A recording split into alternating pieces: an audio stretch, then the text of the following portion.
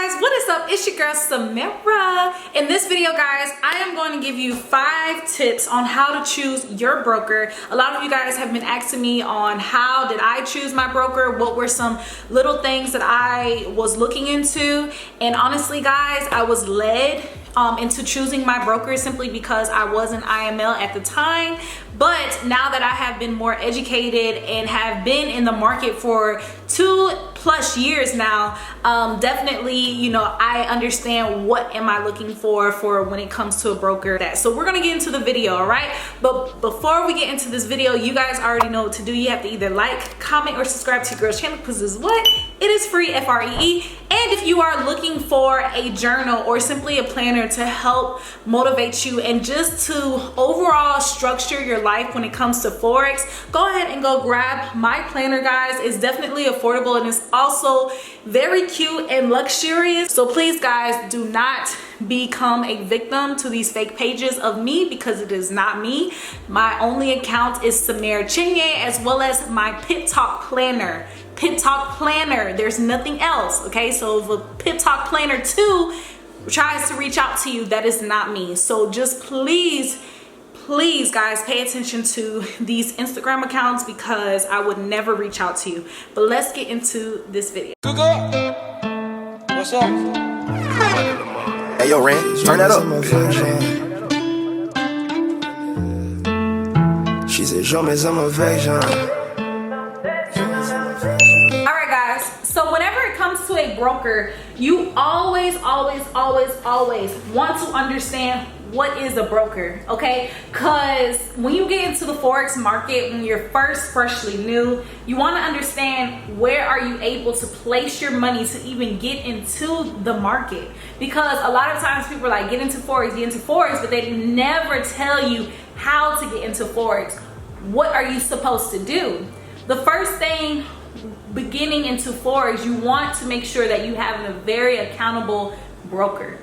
The broker is responsible of allowing retail traders such as yourself and such as myself to get into the market. Our broker is allowing us to use a leverage that we don't have. So we're almost in a position to where we're actually getting a loan from the broker, but we're not really getting a loan from the broker, if that makes sense, because we're not actually signing off papers saying, hey, I need $100,000 to get into the market.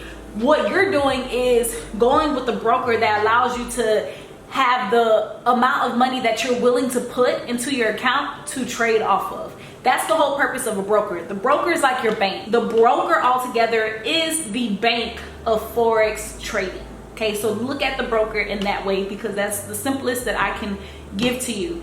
If you still need some more structure and understanding, I do have a beginner's course that goes over a little bit more in detail, so you can go ahead and do that. So basically when I say your needs, I'm pretty much clarifying, are you someone who understands what type of trader you're trying to be? Whether that's a scalper trader or a day trader. If you are someone who is just trying to get in and out of the market in a very fast way, you're going to be indicated as a scalper trader, right? If you're someone who's okay with taking time with the trades, you're understanding that, hey, I'm okay with, you know, going through the ups and downs throughout the day until I'm able to grab all of my pips. Because in reality, when you're a day trader, you're actually going to make much more pips rather than someone who's just getting in and out. Because the whole objective of someone getting in and out is that they're targeting an amount of pips that they want to target, whether it's 10 pips a day, whether it's 20 pips a trade, whatever the case may be. That's a scalper trader. But a day trader, you know, they're looking for much more of 50+ tips in a day. Okay, so they're going to be in that trade for a minute until they have reached that, right? And then on top of that, you have to see what type or how much money are you willing to put into your broker account, because that always determines what broker would be best for you, because they have brokers whose minimum is $1,000. They have brokers whose minimum is $10, $100. The list can go on, but you want to determine which broker will go based off of the minimum amount that you're willing to put in. Because of course, the maximum, it doesn't really matter what broker you use, because if you're wanting to put $10,000 into your broker's account, and as someone who's a beginner trader, I do not recommend that. But if you are someone who has $10,000 that you're willing to put into the market and flip, I would, you have so much options to choose from. But if you're someone who only has a minimum of $50, the options of many different brokers may shrink. Okay, so always look at the minimum rather than the maximum, because any broker will take you if you have $10,000 or more, right? So what does the broker that you're looking at offer, right? And you want to actually have a comparison between many different brokers. So when I say that, it's like, let's say you're trying to compare, let's say Henkel Trade to Hugo's Way, right? And you're looking at the features. You're trying to see altogether which broker has the features or qualities that I like, and what are the pros and cons of the other broker that I like or dislike, right? And that is something that I started to do when I started to realize what to look for in a broker. So for instance, what to look for in an overall broker is to see what is the deposit, what is the deposit time? You know what I'm saying? What is the customer service with the broker? And that's why I always tell everyone to create a demo account with your brokers first before actually settling with them and creating a real account, okay? So what I mean by that is that whenever it comes to a broker, you're looking at it as if it's your bank, okay? So you may have Bank of America and I may have Capital One, okay? There's some certain things that you like about Bank of America, and there's some certain things that I like about Capital One, right? You may like the fact that with Capital One, their interest rate on a credit card payment may be 1%, okay? I'm just throwing a number out there. But with Bank of America, their credit card payments interest rate is going to be 3.5. You're looking at what you don't like and what you do like. So when it comes to a broker, you're trying to see, okay, what is their customer service? Am I able to reach out to this broker in a timely fashion and be able to get a response in a timely fashion? Okay, when I say a timely fashion, we're talking about 24 to 48 hours, or sometimes 24 to 72 hours, okay, to give them a benefit of doubt. But if you have a broker who's replying to you in a week, that's a red flag. Because now, what if it comes to an instance to where I want to take out my money because something has happened within the family or something like that is regarding an emergency? If it's going to take 7 days to get my payment or whatever question answered, why do I want to be a part of that broker? So those are the certain things that I'm telling you to look for, right? Also, how long does it take for me to even get my withdrawal of the amount that I want to take out? Because every trader is different. We have traders who takes out every Friday. We have some traders who takes out once a month. We have some traders who takes out once a year. So you want to see how long does it take to get your money, because you may be planning a trip, you may be planning to pay a bill, and you need to know how long is it going to take to get your money out. Then on top of that, you're looking at how long does it take for the deposit, okay? Because you may be so excited to get into the market, right?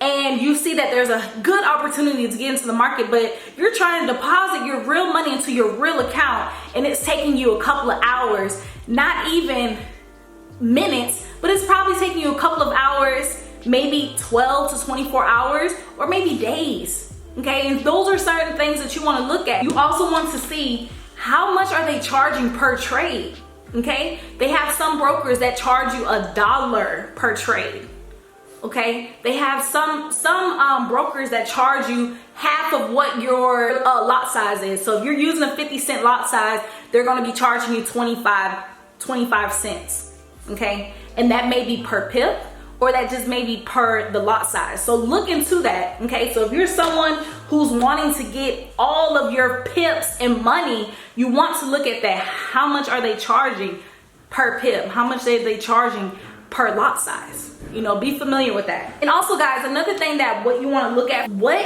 are the currencies that your broker offers? And that's really big. You want to see overall, what are the currencies? Because there's some brokers that don't even have indices. There's some brokers who don't even have cryptocurrencies, right? Or they do have the cryptocurrencies, but only the main one, like Ethereum, Bitcoin, and so on. They may not have all of those, right?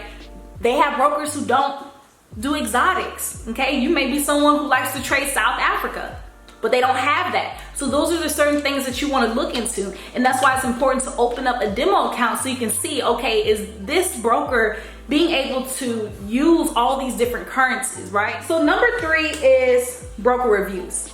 And broker reviews is basically a very important thing because it's almost like looking at you going to see what's a really good spot to eat at, okay? We as people know that if we go to a place and their star rating is 2.5 or even 1 out of 5, we're not going there. The food is gross. The service may be horrible. You know what I'm saying? Like, look at it like that with brokers. Sometimes when it comes to bad reviews, they're always on a platform that's not credible, okay? And when I say credible, I'm saying like different forums. They have forums that, or discussion forums that are for certain brokers. You know, be willing to look into those, but also look into see what is fake and what is right?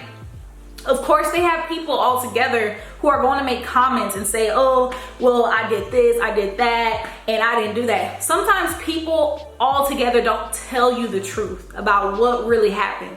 You know, especially when it comes to trading, a lot of people don't like to say that they lost because they weren't looking at their trades. They lost because, you know, they over leverage. A lot of people tend to get upset and write a huge, horrible review on a broker knowing that it was really their issue. You know, take it in consideration, but also make the best judgment off of your demo account and what you were able to do. And I always tell anybody who creates a demo account, give that broker a month. Give that broker a month and see, you know, overall in a month time span, how well were they able to, you know, satisfy your rationale of creating a real account with them, you know?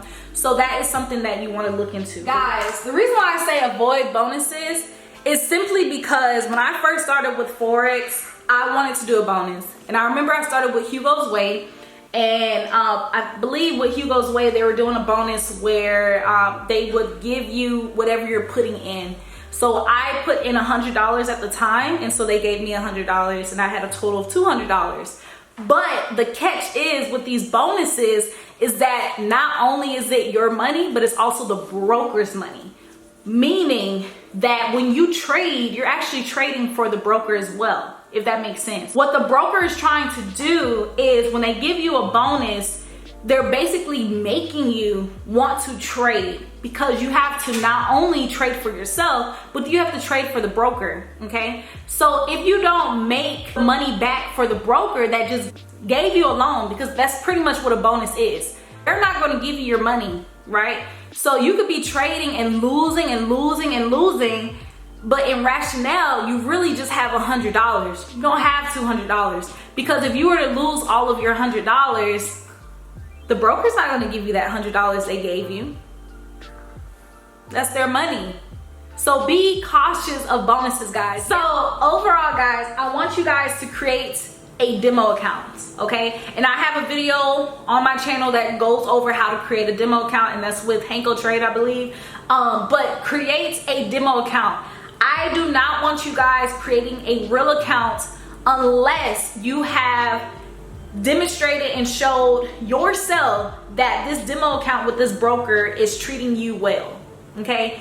Everything is not perfect. I don't want you guys trying to find the most perfect broker because everything in life is not perfect. And if it is perfect, you need to run. If you ever come across a broker that's too good to be true, guys, 9 times out of 10, it is too good to be true.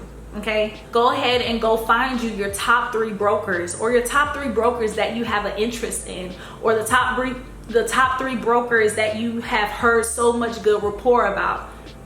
Get a demo account in all 3 of these brokers because it's just a demo account, and just look at everything. Look at the leverage. How much leverage are they allowing you to even use? Is it just 1 to 50?